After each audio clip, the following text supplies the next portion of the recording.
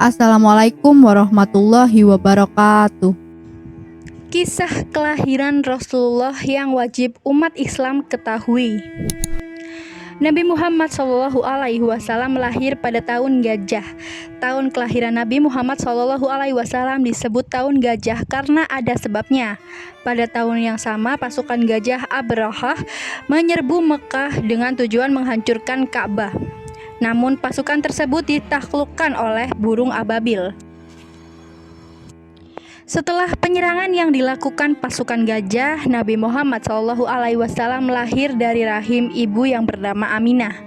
Kelahiran Nabi Muhammad SAW tepat pada malam menjelang dini hari Senin 12 Rabiul Awal tahun Gajah yang bertepatan dengan 20 April 570 Masehi. Nabi Muhammad lahir dalam kondisi yatim. Ayahnya Abdullah telah meninggal dunia. Nabi terakhir ini diberi nama Muhammad oleh kakeknya Abdul Muthalib. Penamaan Muhammad pada anak laki-laki Aminah ini menjadi suatu pertanyaan bagi kalangan orang-orang Quraisy. Kepada Abdul Muthalib, orang Quraisy itu mengungkapkan keanehan soal nama Muhammad. Sungguh di luar kebiasaan. Keluarga Tuan begitu besar, tetapi tak satu pun yang bernama demikian. Katanya seperti dikutip dari laman resmi Institut Agama Islam An-Nur Lampung. Saya mengerti, dia memang berbeda dari yang lain. Dengan nama ini saya ingin agar seluruh dunia memujinya, jawab kakek Nabi Muhammad SAW. Dikutip dari NU Online, dalam sebuah riwayat yang dicatat Imam Ibnu Hisham dalam Al-Sirah Al-Nabawiyah dikatakan, sesungguhnya Sayyidah Aminah binti Wahab, ibu Rasulullah SAW menceritakan bahwa beliau didatangi seorang malaikat ketika mengandung Rasulullah. Kemudian dikatakan kepadanya, sesungguhnya engkau mengandung pemimpin umat ini ketika dia lahir ke dunia ini. Ucapkanlah, aku memohon perlindungan untuknya kepada Yang Maha Esa dari keburukan setiap orang-orang yang hasut. Kemudian namailah dia dengan nama Muhammad. Ibnu Hisham Al-Sirah Al-Nabawiyah Birut Darut Kutub Al-Arabi 1990 juz 1 halaman 180. Menurut para ulama, tidak diketahui seorang pun dalam bahasa Arab yang menggunakan nama ini sebelum Rasulullah SAW.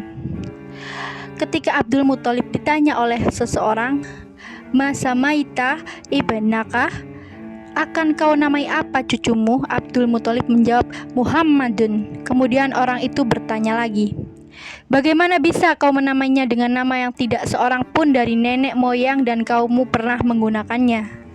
Abdul Muthalib pun menjawab, sesungguhnya aku mengharapkan seluruh penduduk bumi memujinya. Imam Al-Muhaddis Abdurrahman Al-Suhaili Ar-Raud Al-Unuf fi Syarh Al-Syirah Al-Nabawiyah li Ibnu Hisham Birut Darul Kutub Al-Islamiyah juz 2 halaman 150 sampai 151. Kelahiran Nabi Muhammad membawa berkah. Ada kebiasaan ketika bayi yang baru lahir di Mekah, yakni bayi yang baru lahir itu diasuh dan disusui oleh wanita desa. Tujuannya agar bayi yang baru dilahirkan dapat diasuh di lingkungan pergaulan masyarakat yang baik.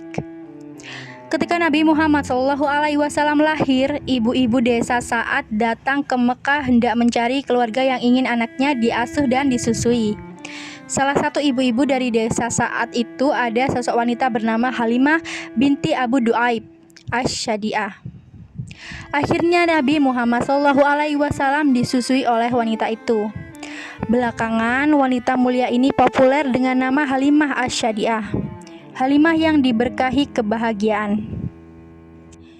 Kisahnya, Halimah yang berasal dari keluarga miskin sempat ragu untuk menyusui bayi dari Aminah karena keluarganya Aminah juga tidak terlalu kaya.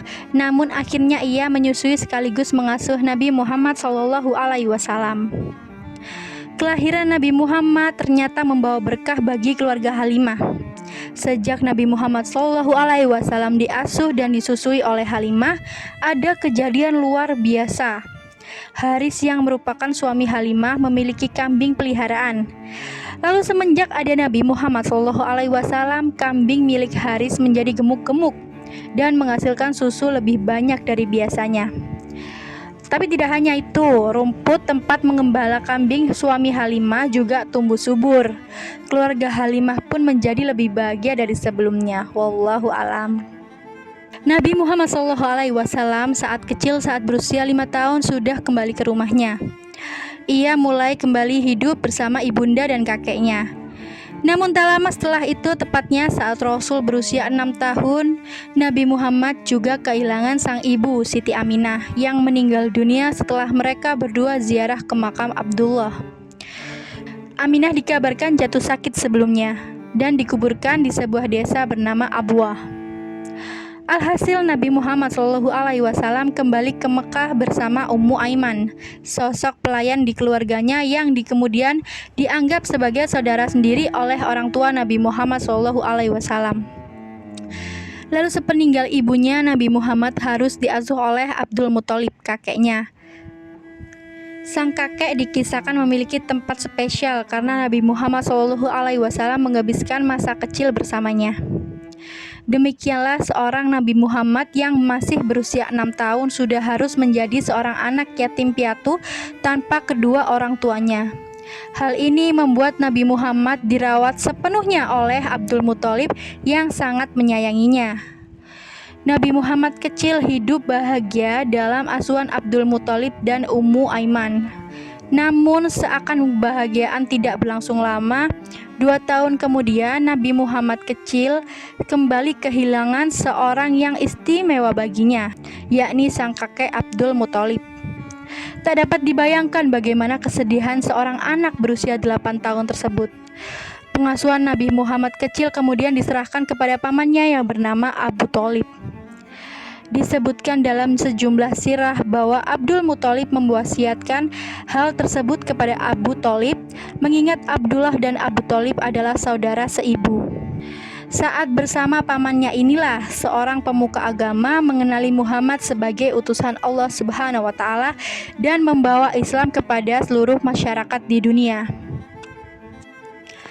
Kisah kelahiran Nabi besar Muhammad SAW yang lahir pada 12 Rabiul Awal pada hari Senin bernilai istimewa bagi umat Islam di dunia ini. Mari kita hantarkan salawat kepada Nabi besar SAW, Nabi Muhammad tercinta. Allahumma sholli ala Sayyidina Muhammad wa ala ali Sayyidina Muhammad. Terima kasih sudah menonton video hari ini.